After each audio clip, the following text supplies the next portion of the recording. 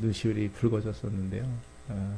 그래도 제가 말씀드리면서 목사님보다 한 게 하나 나은 거 있다. 저는 그래도 미역국으로 끓일 줄 알거든요. 예전에 제가 미역국, 저도 혼자 결혼하기 전에 혼자 그렇게 냉장고에 넣어놓고 먹으려고 그렇게 큰 솥에다가, 결혼하고 나서군요. 나선가 언젠가. 큰 솥에 냉장고에 넣어놓으려고 이렇게 미역을 잔뜩 담아가지고 물 붓고서 끓였는데 얘가 막 불어 넘쳐가지고 어떤 상황인지 아시죠? 저는 그게 그렇게 많이 불어 넘칠 줄 몰랐어요. 미역이 막 불어 넘쳐가지고 뚜껑을 막 열고 나와가지고 수습하느라고 힘들었는데, 이제 적어도 저는 이제 미역국은 끓일 줄 아는데.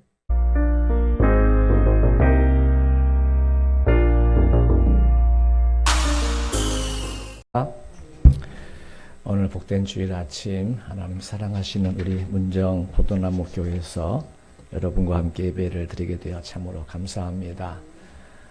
이 귀한 자리 허락해 주신 하나님께 먼저 감사를 드리고, 또 이렇게 흔쾌히 저를 초청해 주신 우리 목사님께 감사를 드리고, 또 우리 모든 성도님들에게 감사를 드립니다.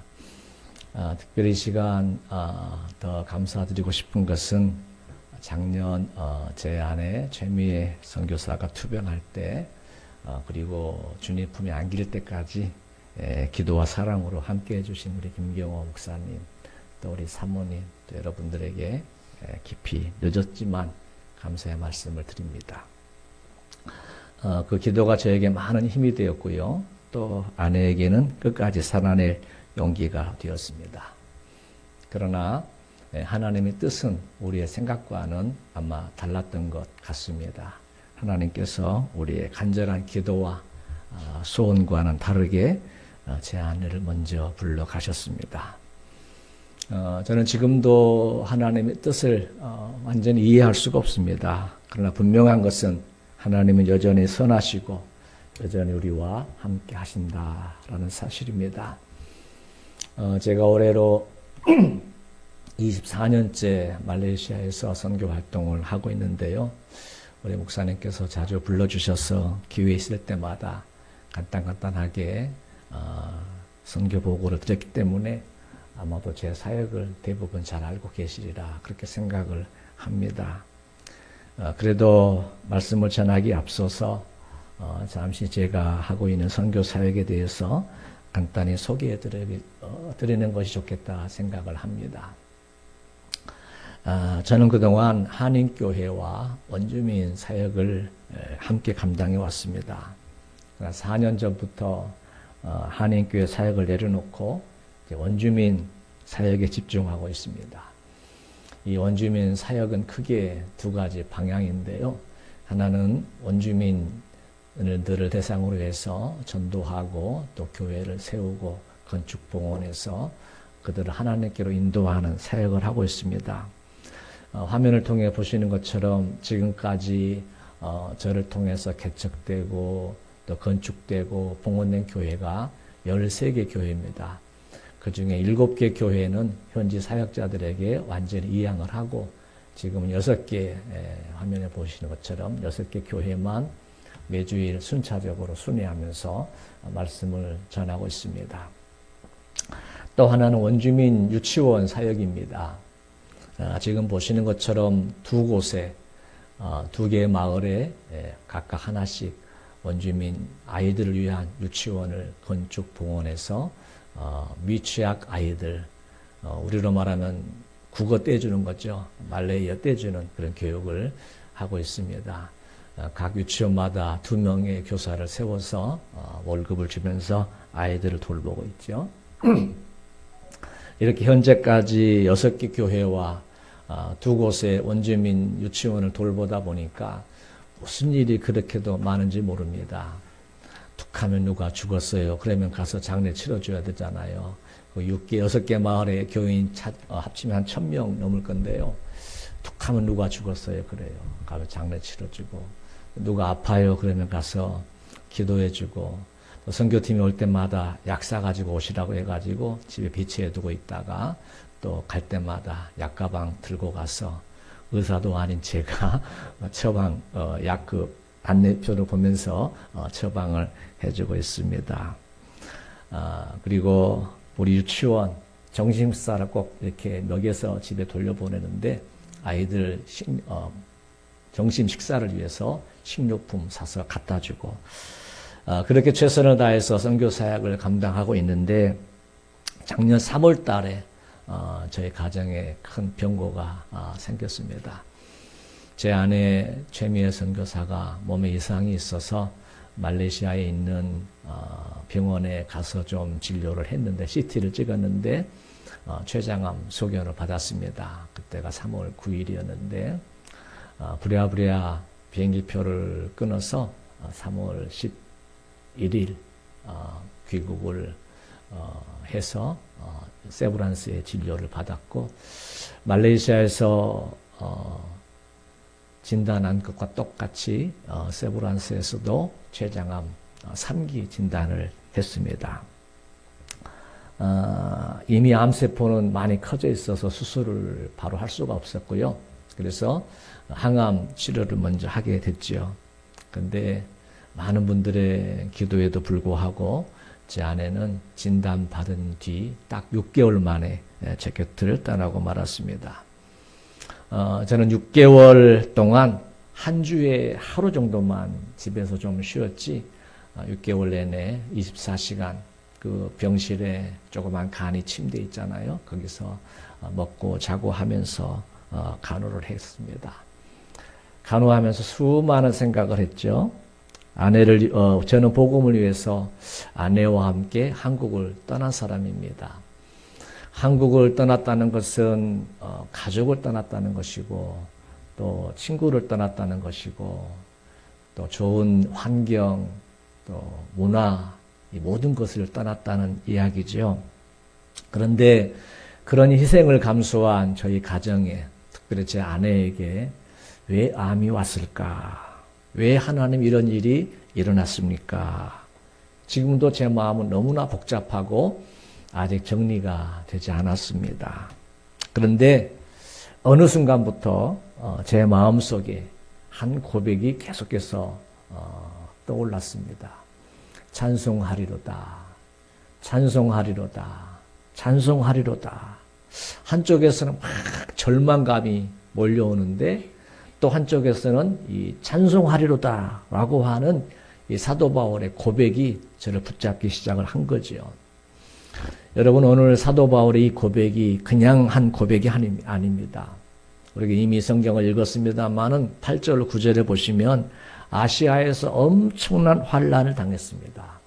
힘에 지나도록 고난을 당했습니다. 그래서 이제는 죽었구나, 살 소망이 없구나 그렇게 자기들 마음에 이미 사형 선고를 받은 사람과 같은 심정이 되었다는 거죠. 바로 그런 상황 속에서도 사도 바울은 찬송하리로다 그렇게 고백을 한 겁니다.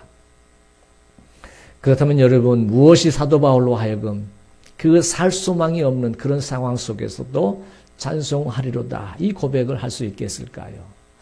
우리가 살아가는 이 세상 너무나 많은 환란이 우리 앞에 놓여져 있는데 그 환란 속에서 우리도 어떻게 하면 오늘 사도 바울과 같은 고백을 할 수 있을까요? 제 아내를 잃은 저는 어떻게 하면 이런 상황 속에서 그럼에도 불구하고 하나님 앞에 찬양을 올려드릴 수 있을까요?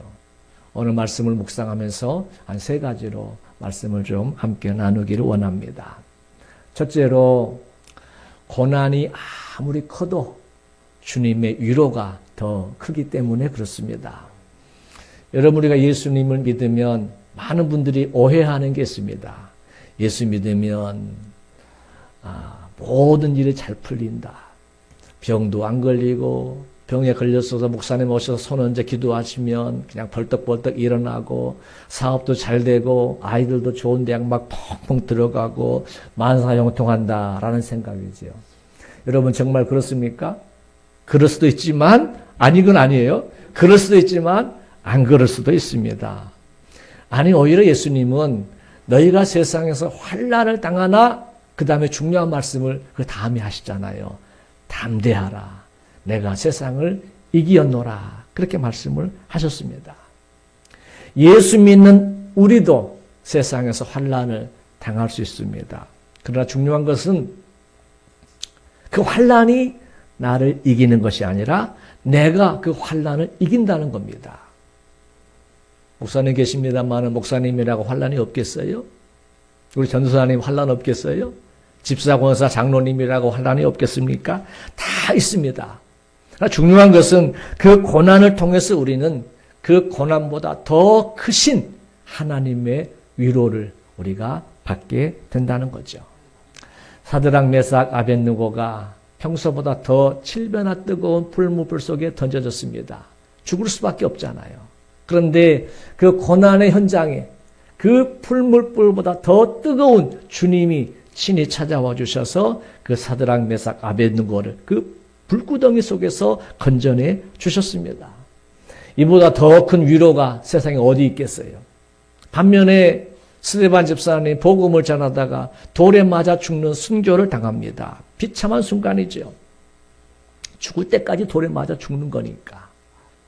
그런데 성경은 기록하기를 그 죽음의 순간에 예수님은 스데반으로 하여금 성령으로 충만하게 하셨고 그의 영의 눈을 열어주셔서 하늘의 영광을 보게 하셨고 하나님 우편에 벌떡 서 계신 부활하신 예수님을 보게 하신 겁니다. 우리가 가시에만 찔려도 얼마나 아파요. 그런데 돌에 맞아 죽는 거예요. 그 고통을 어떻게 스데반 집사님이 이겨낼 수 있었겠습니까? 그 돌에 맞아 죽는 고통보다 하늘의 위로가 더 뭐예요? 컸기 때문에 그 돌에 맞아 죽는 고통을 이겨낼 수가 있었던 겁니다. 그러니까 풀무불 속에 들어가는 것도 고난의 고난도 주님의 위로를 경험할 수 있는 최고의 기회고 돌에 맞아 죽는 순간도 하나님의 위로를 경험할 수 있는 최고의 기회였다 하는 거죠. 욥도 마찬가지입니다. 모든 걸 다 잃었지만 고백합니다. 주님의 이름이 찬송을 받으실지니이다. 다윗도 마찬가지입니다. 사울 왕에게 그렇게 쫓겨다니면서 생명의 위기가 수없이 많았지만 그럼에도 불구하고 다윗은 고백합니다. 내 영혼아 여호와를 송축하라. 무엇을 말해줘요? 고난보다 더 큰 하나님의 위로가 분명히 존재하고 그것이 우리 믿음의 사람으로 하여금 찬송할 수 있는 능력이 된다는 겁니다. 여러분, 우리가 사는 세상 문제없는 순간이 얼마나 될까요?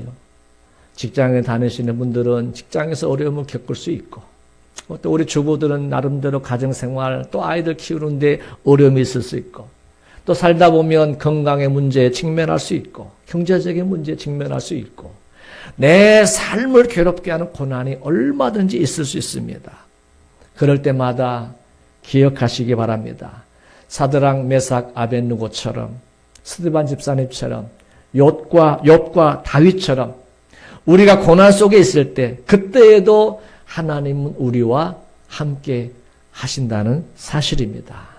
그리고 그 하나님이 나와 함께 하신다는 사실이 우리를 위로하실 것이고 그 위로는 그 모든 고난을 능히 이기고도 남게 하실 겁니다. 한번 따라 하시기 바랍니다. 찬송하리로다. 하나님의 위로가 나를 이기게 하신다. 여러분, 주님의 위로는 고난보다 항상 큽니다. 사도 바울도 그 고난 한가운데서 그 사실을 경험했기 때문에 오늘 성경에 이렇게 외칩니다. 자비의 아버지, 모든 위로의 하나님. 여러분, 하나님은 어떤 분이세요?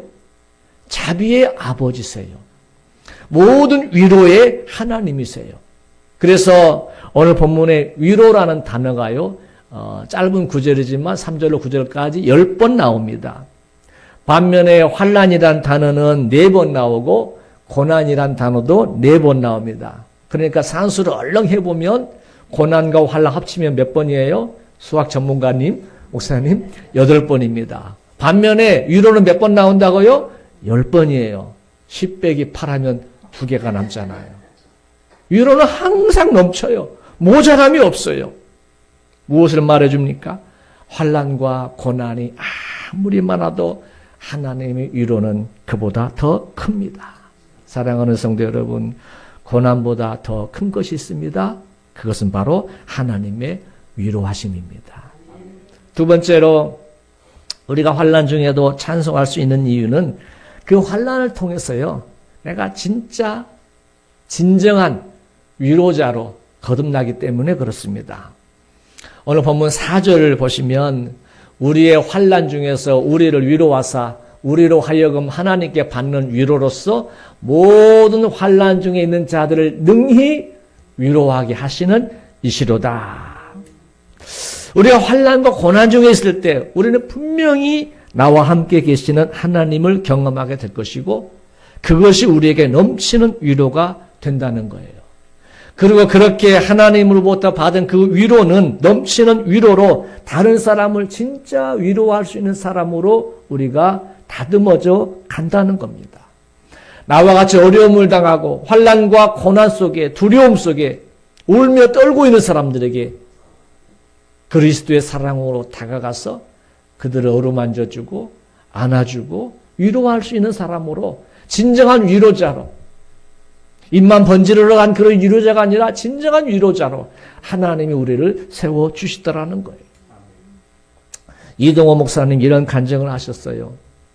둘째 아들이 한동대를 수석으로 졸업을 하고 국제 변호사로 미국에 취직을 해서 이민을 갔습니다. 돈도 잘 벌고 몸도 건강하고 그래서 건강에 대해서는 전혀 의심을 하지 않았다는 거예요. 근데 어느 날 몸에 이상이 생겨서 진료를 했는데 대장암 4기 진단을 받았습니다. 그리고 대장암 4기 진단을 받고 딱 8개월 만에 세상을 떠나고 말았어요. 이동호 목사님이 여러분 잘 아시잖아요. 그 큰 목사님, 그 어마어마한 목사님이 아들의 임종도 못 봤어요. 그 아들을 위해서 얼마나 많은 기도를 했겠습니까? 본인도 기도를 많이 하셨겠지만 그 큰 교회 모든 성도들이 우리 목사님 아들 살려주세요. 얼마나 기도를 많이 했겠습니까? 또 목사님도 반드시 고쳐주실 것이라고 하는 확신이 있었다고 그래요. 왜? 내가 이만큼 교회를 키웠으니까. 내가 이만큼 기도하니까. 우리 모든 성도들이 기도하니까. 저도 한동안은 확신이 있었습니다. 저를 아시는 분들이 엄청 많거든요. 다 기도해 주셨어요. 그래서 반드시 제 아내는 건강을 회복하고 많은 간증을 하게 될 것이다. 그런 마음을 가졌어요. 이동호 목사님도 그런 마음을 가지셨다는 거예요. 하나님이 꼭 고쳐주실 것이고 더 많은 간증거리를 나에게 주실 것이다. 근데 8개월 만에 세상을 떠났습니다. 임종도 못 보고 사망 소식을 듣고 부랴부랴 미국에 가서 그 한 줌의 죄로 변한 아들의 유고를 가슴에 품고 비행기를 타고 귀국길에 오르는데 눈물이 앞을 가리고 하나님 앞에 원망과 불평이 쏟아지더라는 거예요. 원망과 불평에 그 마음이 막 올라오는데 어느 순간부터 그 원망과 불평의 마음이 점점점 진정되고 하나님 앞에 회개의 기도를 하기 시작했다는 겁니다. 하나님, 제 아들이 한동대를 수석으로 졸업할 때 내 수많은 교인들 가운데 대학도 가지도 못한 그 젊은이들이 얼마나 많았습니까?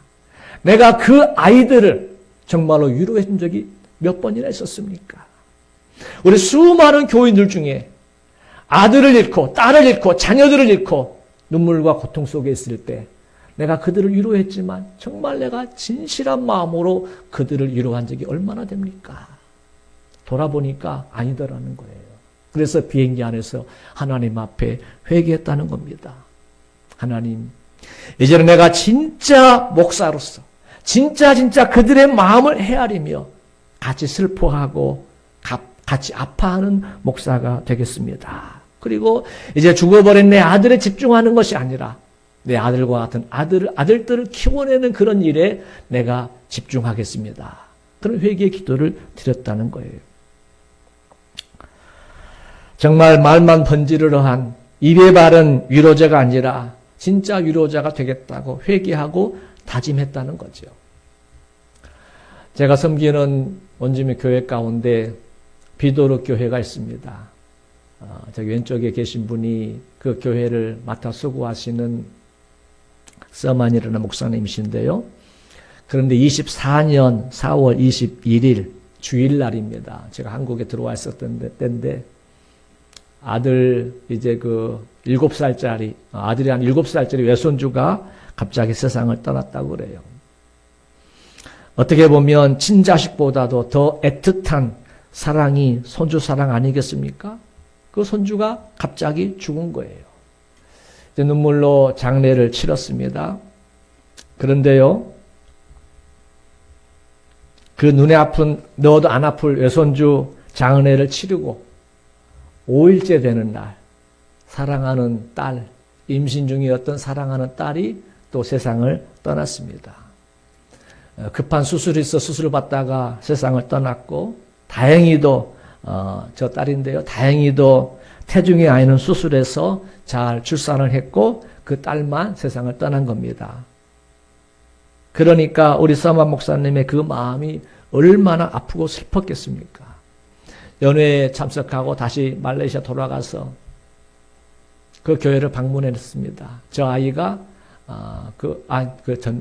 저 아이를 제가 출산한 아이를 안고 기도하는 모습인데요. 그때 서만 목사님을 보니까 쫙 말랐더라고요. 불과 2, 3개월 만에. 손주 잃고 5일 만에 딸 잃고 또 우리 원주민 교회 가운데 루와이 교회가 있습니다. 이 교회인데요. 그 옆에 사진에 나와 있는 분이 루와이 교회를 맡고 있는 후신이라는 목사님이고 그 가슴팍에 있는 아이가 조엘이라고 하는 외손주, 4살짜리 외손주입니다. 이 외손주가 혈액암으로 24년 12월 1일 주일 새벽 2시에 그동안 혈액암으로 고생을 했는데 결국 세상을 떠나고 말았습니다. 12월 1일이 저와 아내의 37주년 결혼 기념일이라 오늘 주일 예배를 잘 드리고 근사한 데 가서 커피 한잔 합시다 했는데 그때가 마지막 같이 보낸 결혼 기념일이었습니다. 근데 같이 커피도 못하고 그날 가서 장례를 치렀습니다. 우리 후시 목사님에게 너무나도 사랑스러웠던 손주죠. 장례를 치렀는데 이 조엘의 엄마나 아빠보다요 이 할아버지 목사님이 얼마나 우시는지 몰라요. 교회 아래쪽에 묘지를 만들어 매장을 하는데 그 할아버지 후시 목사님이 아이가 묻히는 것을 참아보지 못하고 따로 떨어져 우시더니 아예 털썩 주저앉아 우는 겁니다. 그 옆에 우두커니 서 있는 분이 친할아버지. 오른쪽에 어깨에 손을 이렇게 하는 이가 접니다. 얼마나 안타까운지. 저도 그냥 아무 말도 못하고 목사님의 어깨에 제 손을 얹고 함께 그냥 울어주는 것이 다였습니다. 그런데 여러분, 제가 지금 돌아보면 정말 진정으로 우리 서만 목사님 위로해 드렸는가? 우리 후신 목사님 진정으로 위로해 드렸는가? 그들이 느꼈을 가슴이 찢어지는, 마음이 찢어지는 아픔을 저도 느꼈을까? 제가 서만 목사님을 위로했지만, 제가 우리 후신 목사님을 위로했지만 정말 진정한 위로를 들었을까? 돌아보면 자신이 없습니다. 그 이유는 제가 진짜 큰 고난을 당해보지 않았기 때문이고 그 진짜 큰 고난 속에서 정말로 크신 주님의 위로를 제가 경험해보지 못했기 때문입니다. 이제는 제가 생각해도 제가 좀 다른 사람이 된 것 같아요. 제 아내가 주님 품에 먼저 안기고 저 혼자 남게 된 이 세상, 그 사별의 아픔을 겪은 제가 깨닫고 경험한 것이 있습니다. 먼저는 아내가 먼저 세상을 떠난 그 큰 고난, 그 고난보다도 더 크신 주님의 위로를 경험을 했고 그 위로로 아직 부족하지만 그래도 이제는 큰 슬픔을 당한 이들에게 진정으로 다가가 위로할 수 있는 사람이 되어가고 있더라 하는 겁니다. 히브리서 4장 15절에도 보시면 우리에게 있는 대제사장은 우리의 연약함을 동정하지 못하실 리가 아니요 모든 일에 우리와 똑같이 시험을 받으신 이로되 죄는 없으시니라. 여러분, 우리가 세상에서 당하는 이 모든 연약함을 누가 진정으로 위로해 줄 수 있다는 거예요? 예수님만이 진정으로 위로해 주실 수 있다는 거예요. 죄 없으신 예수님께서 억울한 고난을 당하시고 십자가에서 죽으셨기 때문에 우리의 연약함을 아십니다. 우리의 눈물을 아십니다. 그래서 예수님이야말로 진정한 위로자요 참된 보혜사가 되신다는 거예요. 여러분, 심리학에서 가장 중요한 단어는 공감이라는 단어입니다. 그런데 진짜 공감은 어디로부터 오느냐? 상처를 지나온 사람에게서 온다는 거예요. 고통을 통과한 사람에게서 동감이라고 하는 그 마음이 생긴다는 거예요. 제가 아내 장례 절차를 다 마치고 장례 마치니까 또 서류를 또 해야 될 게 또 많더라고요. 이제 말레이시아로 돌아가 처음으로 찾아간 교회가 있습니다. 한 달 정도는 도저히 못 가겠더라고요. 사람 만나는 게 너무 어렵고 또 우리 원주민 성도들이 가서 내 얼굴을 베어준다는 게 막 쉽지가 않더라고요. 한 달 정도 쉬다가 또 집도 이사하고 그러고 이제 다시 찾아간 교회가 있습니다. 바로 손주를 잃고 5일 만에 딸까지 잃은 그 목사님이 계신 교회입니다. 예배를 마치고 설교를 마치고 제가 설교를 하고 이제 마치고 내려오니까 목사님이 저에게 이렇게 말씀을 하세요. 목사님, 예전에는 3분이 오셨는데 오늘은 2분이 오셨네요. 그래요. 내가 깜짝 놀랐어. 아니, 내가 맨날 둘이서 다녔고 오늘 혼자 왔는데 무슨 말씀을 하시느냐 그랬더니 목사님 하시는 말씀이 예전에는 목사님, 사모님 또 누구? 역시 빨라요. 성령님 3분이 오셨는데 오늘은 목사님 누구? 성령님 2분이 오신 거지요. 그래요. 여러분, 그 말을 듣는 순간요, 제가 정신이 번쩍 들었습니다. 이제는 저 혼자인 줄만 알았거든요. 고독사가 따로 있겠나? 이러다 죽으면 고독사지. 그런 마음을 가졌거든요. 그런 두려움과 걱정이 있었거든요. 한국이라면 뭐 여러 가지 방법이 있지만 말레이시아에서 혼자 살다가 가면 그냥 가는 거죠. 그 말씀을 듣는 순간 제가 정신이 번쩍 들었어요. 그렇지. 나는 혼자가 아니지. 성령님이 늘 함께 동행하시지. 그 7살짜리 외손주를 잃고 5일 만에 사랑하는 딸마저 잃은 목사님을 통해서 제 마음이 얼마나 큰 위로가 되었는지 몰라요. 여러분, 누가 그런 말을 할 수 있었겠습니까? 손주를 잃은 사람, 딸을 잃은 사람, 그 고통을 지나온 사람의 입에서 그 진정한 위로가 나오고 그 말을 통해서 고난당한 제가 큰 위로를 받게 되더라고요. 여러분, 저는 우리 모두가 고난 없는 평안한 삶을 누리시기를 바랍니다. 그러나 세상은 우리의 바람대로만 되지 않습니다. 혹시 고난 가운데 계세요? 질병 때문에 고통스럽습니까? 자녀 때문에, 경제적인 어려움 때문에 어려움이 있습니까? 기억하시기 바랍니다. 고난은 끝이 아니라 사명의 시작입니다. 고난은 나를 위로받는 사람에서 위로하는 사람으로 만들어 가시는 하나님의 과정입니다. 상처를 지나온 사람, 그 상처 속에서 하나님의 위로를 경험한 사람, 그 사람만이 다른 사람을 살리는 진짜 위로자가 되는 겁니다. 바라기는 혹시 여러분 가운데 세상이 감당할 수 없는 상처를 가진 분이 계시다면 그 상처 속에서 주님의 위로를 경험하시기 바라고 그 위로로 다른 사람을 살리는 진정한 위로자가 되시기를 주의 이름으로 축원합니다. 마지막 3번째로 우리가 환난 중에도 찬송할 수 있는 이유는요, 환난을 통해서 더욱 하나님만 의지하는 법을 배우기 때문입니다. 우리 본문 8절 9절 한번 같이 읽어봅니다.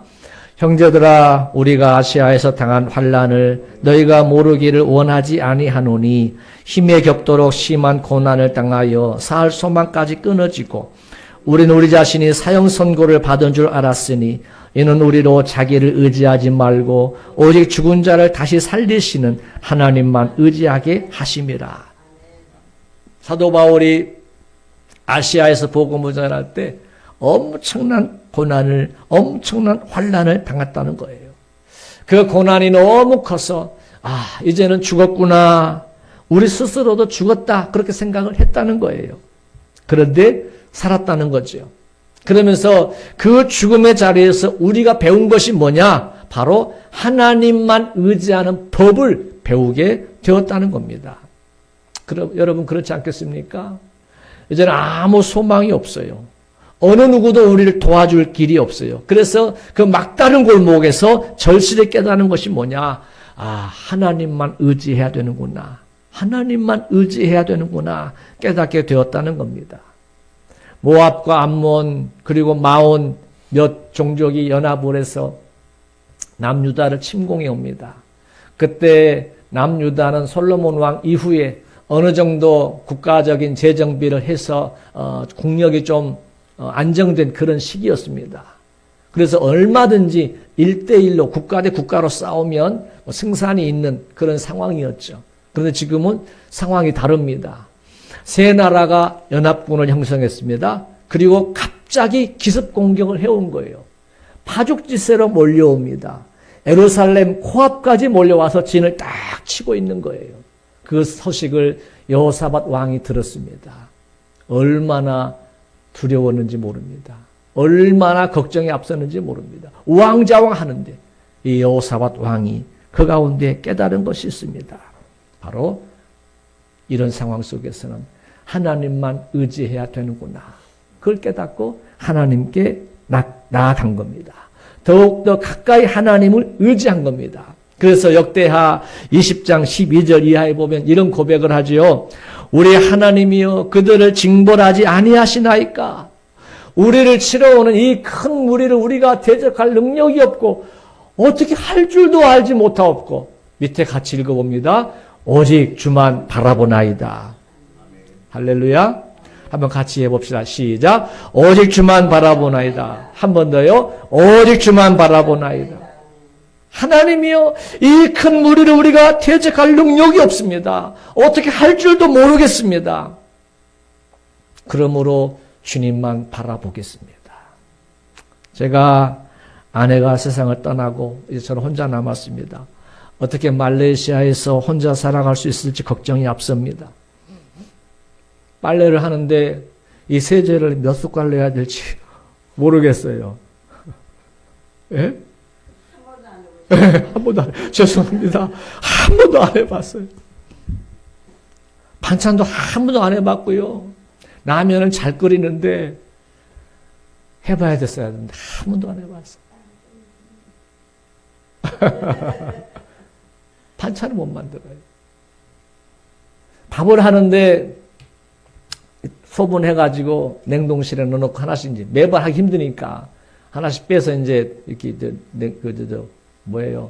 그 전자레인지에 데펴서 먹으려고 하는데 꾀가 나가지고 한꺼번에 많이 하자 해가지고 잔뜩 씻어서 그 솥에 넣었더니 밥이 안 돼요.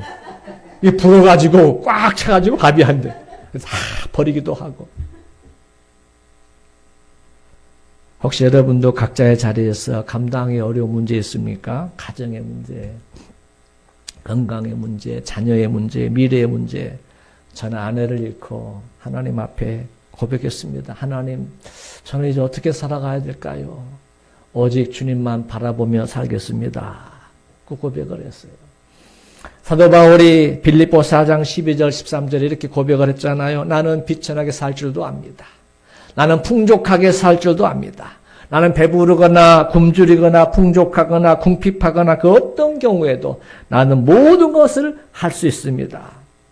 환경이 바뀌어서 감사하는 것이 아니라 하나님을 의지하는 마음으로 바뀌니까 어떤 환경에서도 감사할 수 있더라 하는 겁니다.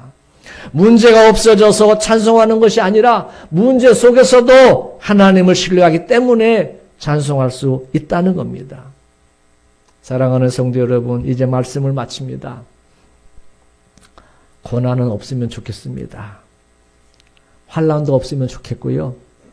죄송합니다. 요거 한번 할게요. 이 지랄 같은 암도 없었으면 좋겠습니다.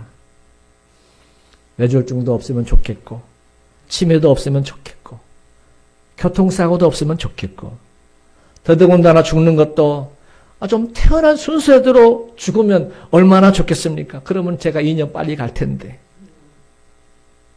제가 간호받다가 2년 빨리 갈 텐데. 사업에 실패도 없고, 자식들도 잘 되고, 그러면 얼마나 좋겠습니까? 그러나 피할 수 없다면 우리는 이렇게 고백해야 합니다. 찬송하리로다. 찬송하리로다. 고난 속에서도 찬송하시기 바랍니다.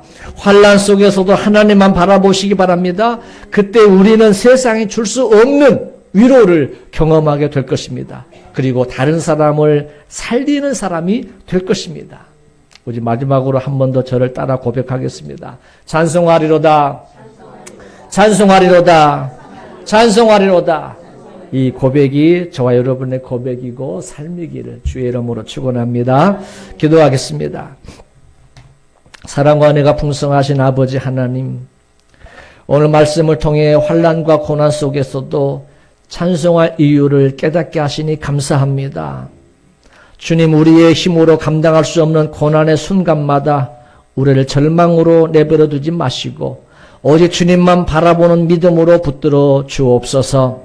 사도 바울처럼 찬송하리로다 이 믿음의 고백이, 여호사밧처럼 오직 주만 바라보나이다 이 믿음의 고백이 우리의 고백이고 삶이 되게 하여 주옵소서.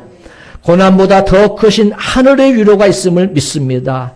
그 하늘의 위로로 늘 저희들을 채워 주옵소서. 그래서 우리가 받은 그 위로로 다른 사람을 살리는 참된 위로자가 되게 하시고 어떤 상황에서도 하나님만 의지하는 믿음의 사람으로 세워지게 하옵소서. 세상이 우리를 흔들지 못하게 하시고 어떤 고난도 우리를 무너뜨리지 못하게 하시며 끝까지 붙드시고 승리하게 하시는 주님으로 인하여 최후 승리를 얻게 하옵소서.